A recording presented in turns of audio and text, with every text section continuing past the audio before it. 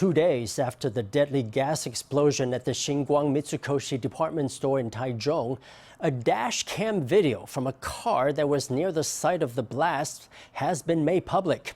It shows the frantic drive by a retired bus driver surnamed Tsai, who took an injured toddler and her parents into his car and brought them to an emergency room. Along the way, the driver ran red lights and drove in the bus lane so that he could get the little girl to the hospital before it was too late. A lawyer said what normally would be deemed reckless driving would be justified in this case because a human life was at stake.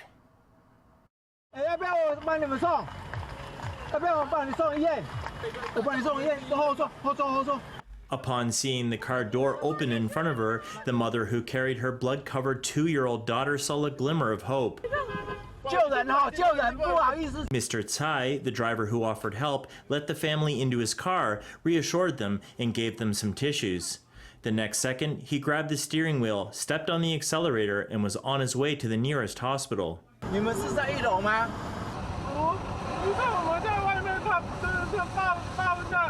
Flooring it, Mr. Tsai drove in the bus lane to circumvent traffic as he made his way toward Chongqing Hospital, all the while comforting the family, honking the horn, and shouting out the window to tell people that it was an emergency.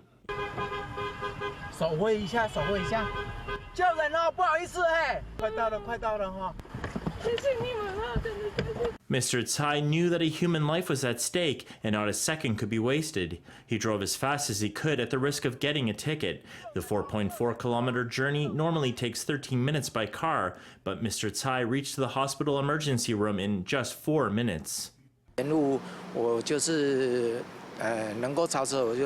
Along the way, I overtook whatever vehicles that were in my way. When there was traffic, I took the bus lane. I had my hazards on and honked the horn. Yeah, I broke a few traffic rules, but saving life was the top priority.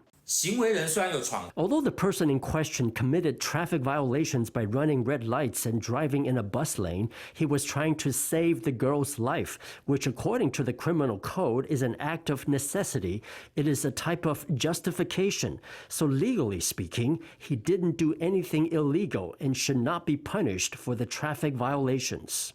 Just as this lawyer explained, the police, after looking into the situation, found that the traffic violations were indeed caused by an attempt to save a human life, and it met the grounds for justification and determined that no fines would be issued.